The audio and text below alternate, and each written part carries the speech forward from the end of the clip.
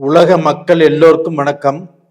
சிவம் ஜோதிடம் வாயிலாக நான் உங்கள் ஜி கோபால் பேசுகிறேன். நாம் இன்னைக்கு பேசக்கூடிய தலைப்பு என்னன்னா, ராகு பகவான் சதய நட்சத்திரத்துக்கு பெயர்ச்சியாக போகிறார் 2026. இந்த பெயர்ச்சி ஆகப்பட்டது ஆகஸ்ட் மாதம் வரைக்கும் இருக்கும். கிட்டத்தட்ட 243 நாட்கள். ஏன் இந்த சதய நட்சத்திரத்தில் பெயர்ச்சி ஆவதை மட்டும் குறிப்பா சொல்றோம் அப்படின்னா, அது ராகுவுடைய சொந்த நட்சத்திரம். அந்த சொந்த நட்சத்திரத்தில் ராகு பகவான் பயிற்சி ஆகிறார்.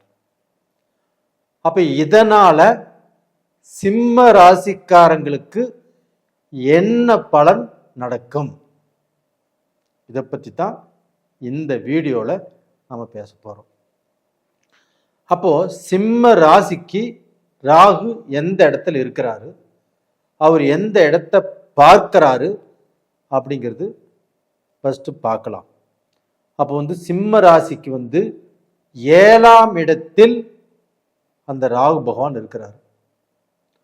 அப்ப அந்த 7ஆம் இடத்தில் இருக்கக்கூடிய அந்த ராகு பகவான் சிம்ம ராசிக்காரங்களுக்கு வாழ்க்கையில் பிரச்சனை, ஒரு நல்ல முடிவெடுக்க முடியவில்லை, கணவன் மனையும் திருப்தியாக வாழ்வதற்கு விடவில்லை, ஒரு பொண்ணு பார்த்தாலும் பிரச்சனை, ஒரு மாப்பிள்ளை பார்த்தாலும் பிரச்சனை.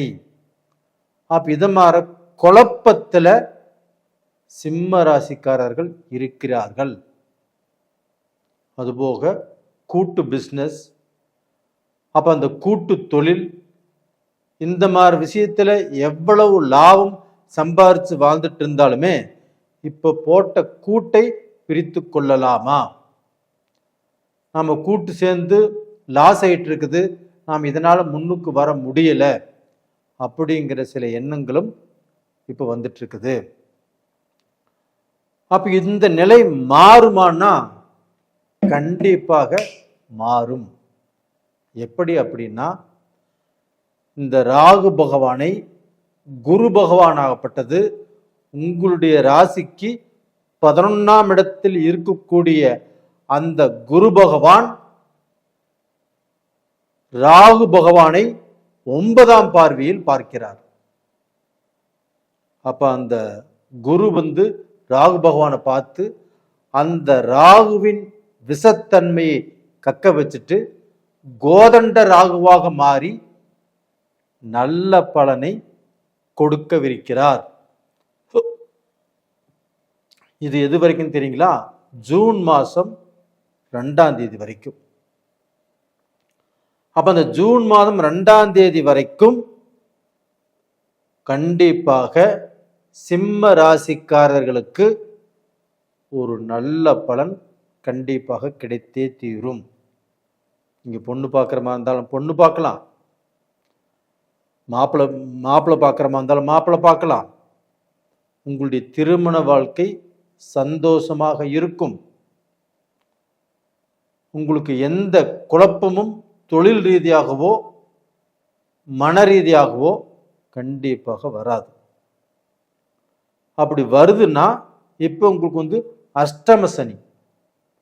அப்ப அந்த அஷ்டம சனியால கண்டிப்பாக உங்களுக்கு பார்த்தீங்கன்னா ஏதாவது ரூபத்தில் குழப்பத்தை பண்ணிவிட்டு அந்த 8ஆம் இடத்தில் இருக்கக்கூடிய சனி பகவான் ஆகப்பட்டது உங்களுடைய நிம்மதியை கெடுத்து உங்களுடைய தொழில் முன்னேற்றத்தையும் கெடுப்பாரு, இது உறுதி. ஆனால் அவர் குருவுடைய வீட்டில் இருக்கிறதுனாலையும் அந்த குரு பகவான் 9ஆம் பார்வையாக ராகு பகவானை பார்க்கறதுனாலையும் அந்த சனியுடைய ஆட்டம் செல்லாது. அப்போ இந்த ராகுவனுடைய வெறியாட்டம் ஆரம்பம். அப்ப இதுக்கு ஒரு உதாரணம் சொல்றேன். உலகத்தில் இருக்கக்கூடிய பணக்காரர்கள், மில்லியனர்ஸ், அவங்க எல்லாம் ராகுவனுடைய தயவு இல்லாமல் யாரும் ஒரு செல்வந்தராக பணக்காரராக வாழவே முடியாது. அதே மாதிரிதான் இந்த ராகு பகவான் நல்ல ஸ்தானத்தில் இருந்தால் உங்களை டாப் லெவலுக்கு கண்டிப்பாக கொண்டு போய் விடுவாரு. அதே ராகுனுடைய நிலை கெட்டிருந்தால் கண்டிப்பாக நீங்க எவ்வளவு டாப்ல இருந்தாலும், எவ்வளவு பேர் புகழோடு இருந்தாலும், எவ்வளவு பெரிய பொசிஷன்ல இருந்தாலும் கீழே சரிக்க வந்துடுவீங்க. அப்ப உங்களுக்கு ராகு இப்ப எப்படி இருக்கிறாரு? குருவுடைய பார்வையில, அதுவும் ராகுவின் சொந்த நட்சத்திரத்தில் அவர் பயிற்சி ஆகிறாரு. இதே குருவுடைய பார்வை இல்லாம போயிருந்தே வச்சுக்கோங்க, கண்டிப்பாக உங்களுக்கு சிக்கல் தான். சனி ஒரு பக்கம் பிரச்சனையை பண்ணும், இந்த ராகுவனுடைய ஆட்டம் ஒரு பக்கம் பிரச்சனையை பண்ணும். அப்போ உங்களுக்கு குழப்பங்கள் ஜாஸ்தியாகி வீட்டை விட்டே வெளியே எங்கேயாவது போகக்கூடிய அளவுக்கு வாய்ப்புகள் வந்திருக்கும். இப்பவே தொழிலில் பிரச்சனை, கொடுத்த பேச்சை காப்பாற்ற முடியல, வீட்டில் நிம்மதி இல்லை, வெளியில் போனாலும் தனக்கு இருக்கக்கூடிய மதிப்பு, மரியாதை, அந்தஸ்து எங்கே கெட்டு போயிருமோ அப்படிங்கிற பயம், இதெல்லாமே இப்போ வந்துட்டு இருக்குது. அந்த பயத்தை விட்டுருங்க. கண்டிப்பாக நீங்கள் நல்ல பொசிஷனுக்கு வரக்கூடிய வாய்ப்புகள் நல்லா இருக்குது. தைரியமாக இருங்க, தன்னம்பிக்கையோடு இருங்க. அதே சமயத்தில் அதே ராகு பகவான் உங்களுடைய ராசியவே பார்க்குறாரு. குருவுடைய பார்வை வாங்கி ராகு பகவான் உங்கள் ராசியவே பார்க்குறாரு. அப்போ உங்கள் ராசியவே அந்த ராகு பகவான் பார்க்கறதுனால கண்டிப்பாக உங்கள் ராசிக்கு ஒரு தெம்பு, ஒரு தைரியம், எது வந்தாலும் எதிர்த்து போராடக்கூடிய அளவுக்கு ஒரு நம்பிக்கை, இது எல்லாமே உங்கள் ராசிக்கு கிடைச்சிருச்சு. அதனால பயமில்லாத வாழ்க்கை, தைரியமான வாழ்க்கை, தன்னம்பிக்கையான வாழ்க்கை, நாம் வீழ மாட்டோம், நாம் கீழே விழுக மாட்டோம், நாம் நல்ல பொசிஷனுக்கு வந்துடுவோம் அப்படிங்கிற திருப்தி உங்களுக்கு கிடைத்தே தீரும். அது மட்டும் இல்லை, உங்களுக்கு அந்த 7ஆம் இடத்தை இருக்கக்கூடிய ராகு பகவானை குரு பார்த்ததுனால உங்களுக்கு பார்த்தீங்கன்னா வாழ்க்கையில் இருக்கக்கூடிய பிரச்சனைகள் கண்டிப்பாக தீரும். ஒரு அந்யோன்யம் வளரும். கணவனும் மனைவியும் சேர்ந்து ஒரு நல்ல முடிவுகள் எடுப்பீங்க. ஒரு நல்ல சந்தோஷமான வாழ்க்கை வாழ்வீங்க.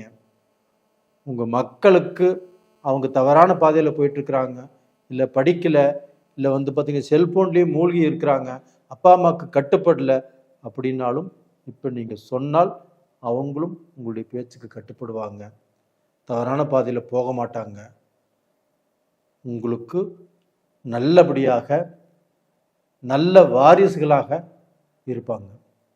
இதே மாதிரி தான்